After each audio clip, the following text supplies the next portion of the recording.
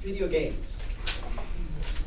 They're more than just entertainment. There's actually a lot we can learn from them. Good morning, Toastmasters. Good morning, guests. Welcome. And I'm glad I didn't do table topics this morning, by the way. I've been a gamer since I was a kid. I'm a first-generation gamer. I played the first Pong game. For you who don't know what that is, that's when you see the ball bouncing back and forth. It was the first game ever developed. We would play for hours. Never knew why. Games have come a long way since then.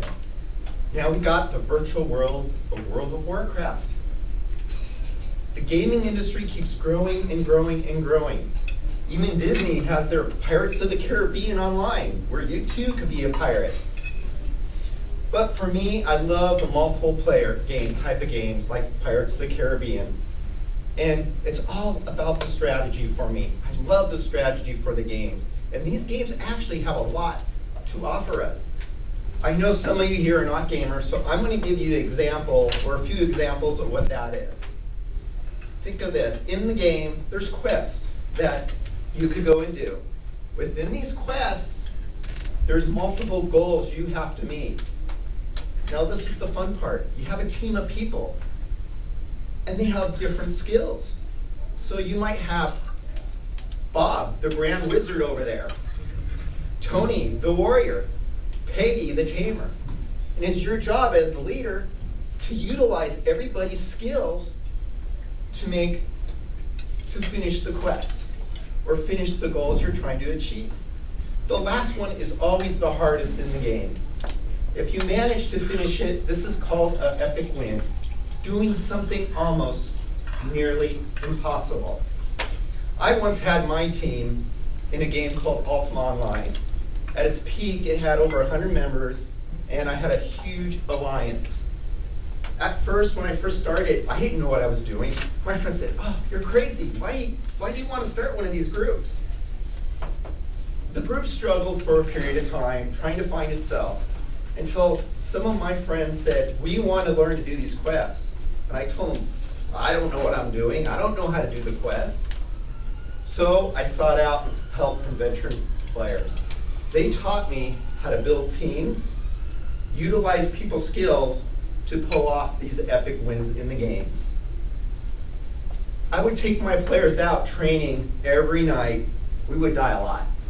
But one thing I noticed about the players, they started to change, they started to trust each other, and they were becoming a team. It ended up to be the best team on the server at the time. As you could see, you could learn a lot from these games. Teamwork, pulling people's skills together to make something happen.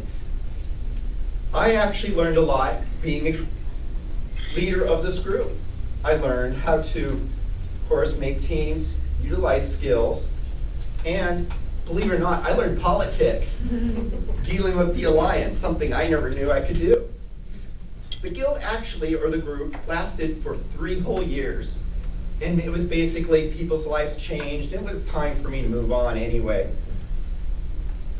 There's other areas that I feel that gaming could actually be used. And I'm going to go into politics. These games are actually virtual worlds, virtual cities.